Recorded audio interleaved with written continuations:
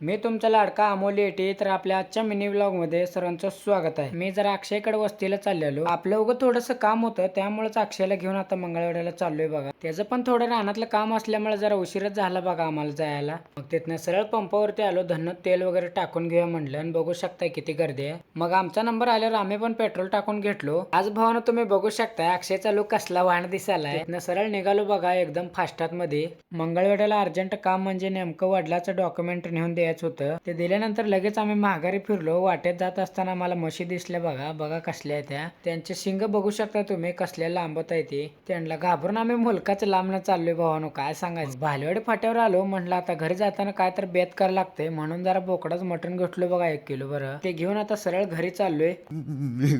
मेरे को जाना पडेगा. आज रात्रीच्याला बेत आहे बघा.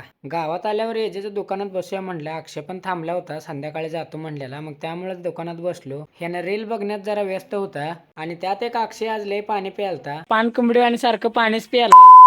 एकदाच ह्याचं पाणी प्यायचं कधी होतंय म्हणलं. ह्याला वस्तीला पण नेऊन सोडायचं होतं. नंतर ना ह्यानंच म्हणला मला वस्तीला सोडून ये, उशीर एक त्यात लय झालाय आपल्याला आज. एजेपासून तिथनं सरळ गावात निघालो बघा. दुकानात एक 2-3 तास बसलेलो. कधी दुपारी गेलतो पण संध्याकाळ झाली बघा माघारी जाताना.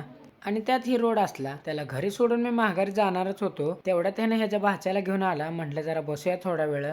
त्याला जरा त्यानं खाली सोडला आणि फुगा फुगवालता बघा. नेमकं म्हणलं ह्यानं रडाला म्हणून फुगा फुगवालाय का काय. हे तर बाहेर येऊन बघतो तर काय एवढं फुगं. म्हणलं काय तर कार्यक्रम आहे का काय यांच्या घरी. आणि फुगं फुगवायला कंपनी द्यायला पण बघू शकता कोण आले. तर इब्राहिम आलता. फुग्याचं तर काम संपलं. अक्षयला म्हणलं आता मी पण माघारी जातो कारण की लयच वेळ झालता. मी आता घरी जातो. तेवढा आपला व्हिडिओ आवडला असेल तर लाईक आणि सबस्क्राईब करून टाका. धन्यवाद.